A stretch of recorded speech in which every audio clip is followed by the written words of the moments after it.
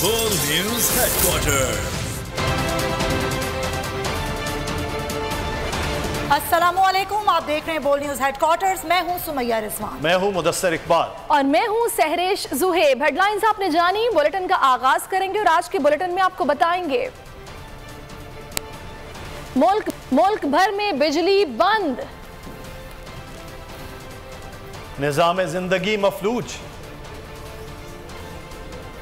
वजीर अब तक लाइल्म, महंगाई का नया तोड़, पीटीआई की पेशबंदी, पार्लियामान के दरवाजे बंद, नकीबुल्लाह केस का फैसला हो गया और मिकी आर्थर की वापसी। और बुलेटिन के आगाज में सबसे पहले आपको बड़ी खबर और अहम खबर दें कि पूरे मुल्क में बिजली का बड़ा ब्रेकडाउन है। सुबह 7:30 बजे होने वाली तकनीकी खराबी दूर न की जा सकी। वजीर तवानाई के दावे और वजीर आजम का नोटिस बेकार निकला। पंजाब, खैबर पख्तूनख्वा, बलोचिस्तान और सिंध बुरी तरह मुतासर, निज़ाम ज़िंदगी मफलूज हो गया। NTDC बिजली बहाल करने में नाकाम रही। गुड्डू से मुंसलिक सिस्टम से मैपको के ग्रिड्स को बिजली की फराहमी का आगाज़ कर दिया गया। वजारत तवानाई के मुताबिक सिस्टम की बहाली पर काम तेज़ी से जारी है, लेकिन कई घंटे लग सकते हैं।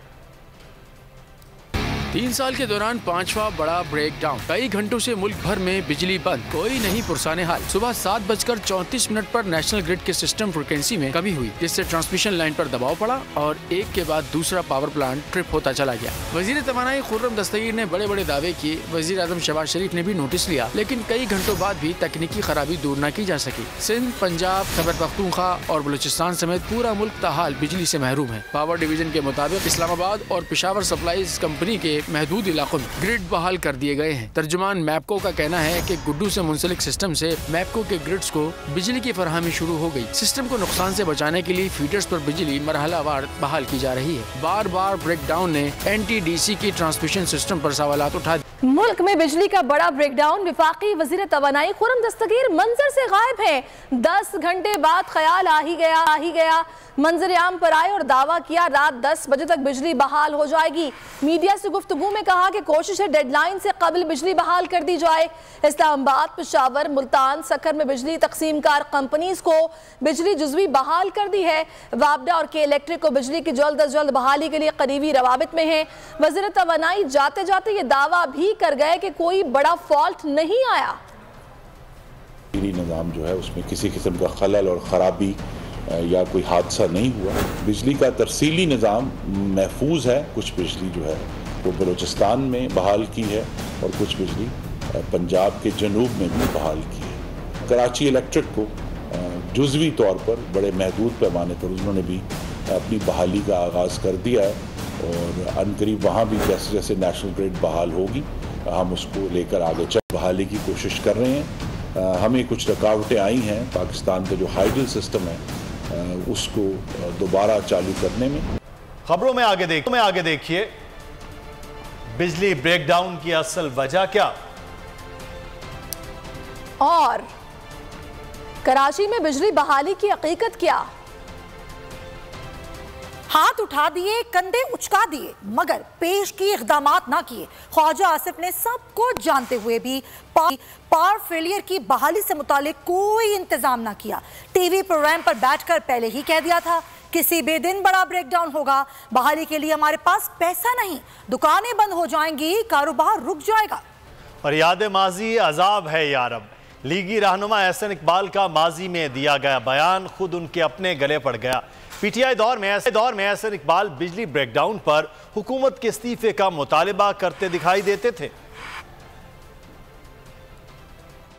के बट डाउन ने एक बार फिर साबित कर दिया है कि ये हुकूमत नालायक है, नाअहल है और इनके पास मुल्क चलाने की कोई सलाहियत नहीं है।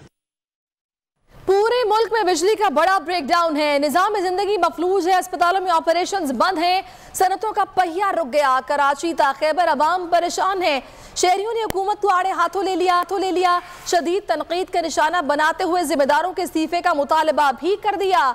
मुल्क भर में बिजली का बड़ा ब्रेकडाउन है, जबकि खुरम दस्तगीर कह रहे हैं कि बड़ा फॉल्ट नहीं है। निज़ाम ज़िंदगी अलबत्ता मफलूज है, अस्पतालों में ऑपरेशंस रुक चुके हैं, सनतों का पहिया रुक गया है। कराची तक खैबर अवाम परेशान है। शहरियों ने हुकूमत को आड़े हाथों लिया। मुतालिबा सिर्फ एक है, शदीद तनकीद का निशाना बनाते हुए कहा कि जिम्मेदार अपना इस्तीफा पेश करें।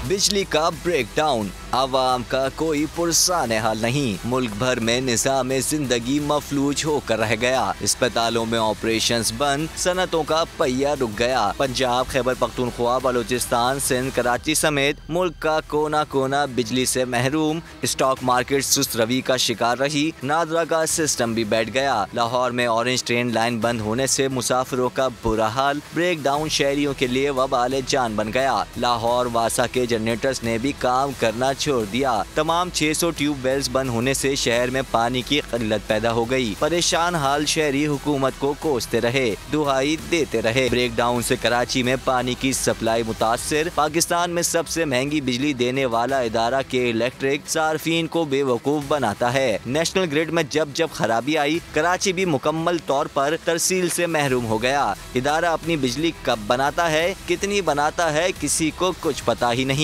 हर बार बड़े ब्रेकडाउन पर के इलेक्ट्रिक अपनी पैदावार से शहर का निजाम बहाल रखने में क्यों नाकाम रहता है, शहरी सोचने पर मजबूर हो गए। और पाकिस्तान में सबसे महंगी बिजली देने वाला इदारा के इलेक्ट्रिक सार्फिन को बेवकूफ बनाता है। बिजली नेशनल ग्रिड में जब जब खराबी आई, कराची में भी मुकम्मल तौर पर वो तरसील से महरूम हो गया, तारीकियों में डूब गया। इदारा अपनी बिजली कब बनाता है, कितनी बनाता है, किसी को कुछ पता ही नहीं। हर बार बड़े ब्रेकडाउन पर के इलेक्ट्रिक अपनी पैदावार से शहर का निजाम बहाल रखने में आखिर नाकाम क्यों रहता है, शहरी ये सोचने पर मजबूर हो गए हैं। के इलेक्ट्रिक बेवकूफ बनाता है, बिजली नहीं। अरबों रुपए की महाना वसूलियाँ, बदले में बिजली बंदिश और मुसलसल तारीखी क्यों, फ्यूल एडजस्टमेंट समेत कई तरह के टैक्सेस, उसके बाद भी गुजारा मोमबत्ती, जनरेटर और यूपीएस पर। मुल्क भर में जब कभी बिजली का बड़ा ब्रेकडाउन हुआ, कराची बिजली से महरूम हुआ। बिजली का एक और बड़ा ब्रेकडाउन, नेशनल ग्रिड में खराबी के बायस पूरा सिस्टम बैठ गया। कराची, लाहौर और पेशावर समेत पूरे मुल्क में बिजली की फराहमी मुअत्तल।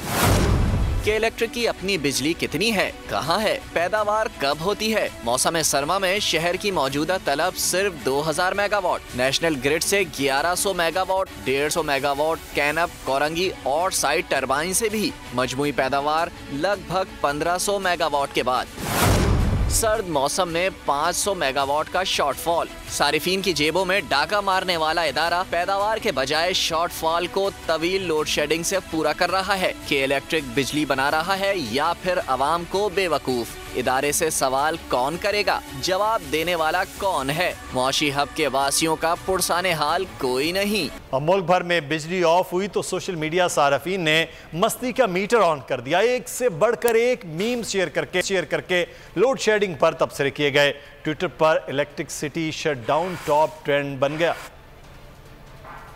टेंशन लेने का नहीं, ऐसा ही कुछ किया ट्विटर सार्फिन ने। सुबह सवेरे मुल्क के छोटे बड़े शहरों में बिजली बंद हुई तो सार्फिन ने मस्ती का मीटर ऑन कर दिया। एक के बाद एक मस्ती भरी मीम्स शेयर करके टॉप ट्रेंड बना दिया। सबने एक सवाल किया, तुम्हारे यहाँ बिजली आ रही है? एक सारफ ने लिखा, इतना अंधेरा क्यों है भाई? अफसर अली ने कॉमेडियन मिस्टर बीन की तस्वीर शेयर करके अपने जज्बात का इजहार किया। उमर नामी सारिफ ने मिसबा की परेशान कुन तस्वीर शेयर की, लिखा, फोन की बैटरी 10% रह गई है। जैरब ने लिखा, किस्त अदा ना करने पर IMF वाले पाकिस्तान का बिजली का मीटर ले गए। फरहान ने जनरेटर और UPS सारिफीन की नुमाइंदगी करते हुए लिखा, टेंशन नहीं लेने का, अपन है ना। बिजली का बहरान क्यों, कभी लोड शेडिंग और कभी ब्रेकडाउन।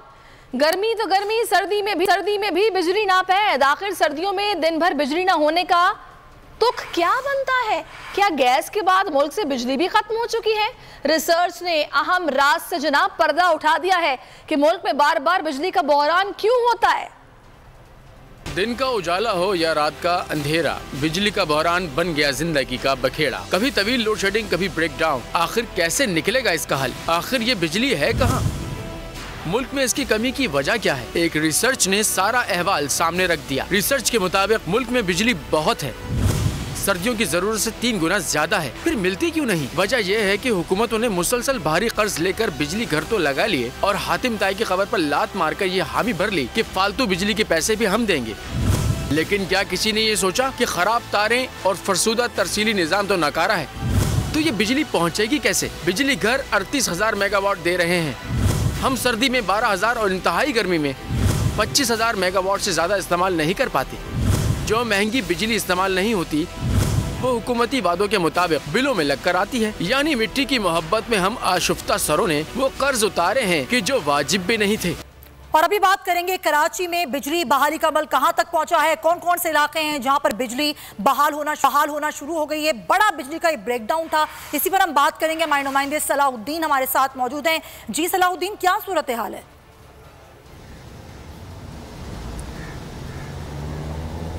हाँ जी बिल्कुल, कराची के अंदर जो आज नेशनल ग्रिड में जो फ्रीक्वेंसी कम होने की वजह से जो एक बड़ा ब्रेकडाउन हुआ है, उसमें 90% इलाकों में जो है बिजली जो है वो मुअत्तल हो गई थी। और उसके बाद दावा तो किया गया है 1 से 2 इलाकों में सिर्फ बिजली बहाल हुई है, लेकिन अभी तक जो है वो कराची के बेशतर इलाके जो है वो तारीकी में डूबे हुए हैं। यहाँ पर बिजली जो है वो नहीं है। मैं हॉस्पिटल के बाहर मौजूद हूँ, यहाँ पर भी हमने मालूमात की तो उनका कहना है कि स्टैंड बाई पर जो है वो हॉस्पिटल से जितना भी इंतजाम है स्टैंड बाई जनरेटर से चलाया जा रहा है। और दीगर इलाकों की हम बात करें तो वहाँ पर अभी तक बिजली मौजूद नहीं है और शहरी जो है काफी परेशान है। लेकिन वफाकी वज़ीर की जानिब से दावा किया गया है कि शहर के अंदर जो है वो बिजली जो है वो बहाल होना किया गया है कि शहर अंदर है वो बिजली जो है बहाल होना शुरू हो गई है। इस वक्त की जो तकरीबन 80% कराची के जो है तक जो है बिजली से महरूम।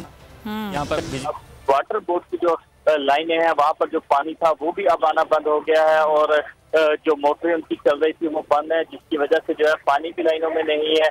और जो इसके साथ जो है दीगर मिसाइल भी पैदा हुए, इंटरनेट भी बंद हुआ, बहुत से जो मामला हैं वो इस वक्त मुअत्तल है। लेकिन इस वक्त की अगर बात करें तो कराची के बेशतर इलाके जो है वो इस वक्त भी बिजली से महरूम है और बिजली जो है वो बहाल नहीं हो सकी।